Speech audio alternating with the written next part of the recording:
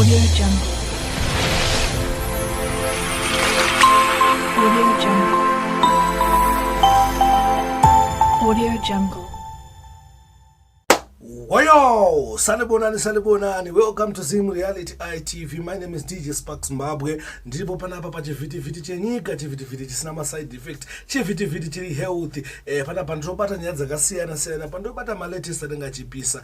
Muzora nasi ndambokuwaridza mangu ma screenshot ataona muzora nasi tichiona kunge Prophet Passion Java panaka kusawirana Enzo Aisha. Saka mvunzo wedu ndiwe kuti zoni kunetsana kwa mashuwa here kana kuti kunetsana kuda ngo haipachi video rao nyowani ruda kubuda. Saka vanjeta panapa chakwatiza ma screenshot acho move mumaona bosta kuti matora ndike kuti mumaone mumanzukisise. Saka vanjeta panapa nezvekudayo nyaya yatangira panapa pane post yanga postwa nani na tskwibida ndike tskwibida chitange anenge waizia. Saka nyaya iri panapa zvakanzi Enzo Aisha, should we release our move on Monday? Zvakanzi na Enzo Aisha, without my payment the 15k. Zvakanzi na Prophet Passion Java, Enzo what type? Enzo Aisha will type, why type here mfana vuma kupusa man rich boss lashandi mupedzerane oro DM. Zvakanzi na Enzo Aisha bachatsowe ngechino ichi right. And without my payment the 15k. So kana Prophet Passion Java, Enzo Aisha why type here mfana vuma kupusa man rich boss lashandi mupedzerane oro DM. Zvakanzi na Enzo Aisha, but you posted without agreement. Zvakanzi na Prophet Passion Java siyana nini.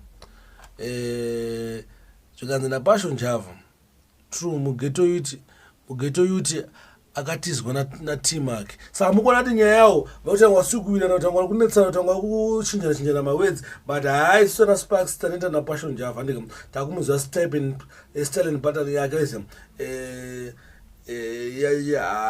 tikuzoti kaskiri kamtactic maiziya musavhundutswe zvinhu kamtactic kubuda kumaketa chi video rao nyowani roda kubuda. Saka vaona kuti vakataka kunetsana, so maybe nyaya yavo inogona kuda se kuhaipa maiziya. Saka wakafunga kuti vanhu vachatara nezvavo steriki nyaya yavo vakaita se vakaitaka kuidewo maiziya, but still nenyaya yekuti ana Sparks zvamanje hatina nyaya dzekuita se dzekutaura. Saka takungoitaurawo nezvayo izvozvi, but hainge ni nyaya inge isina kana chi inge isina hayo basa steriki because we know kuti kamtactic haiziya. Saka hapana.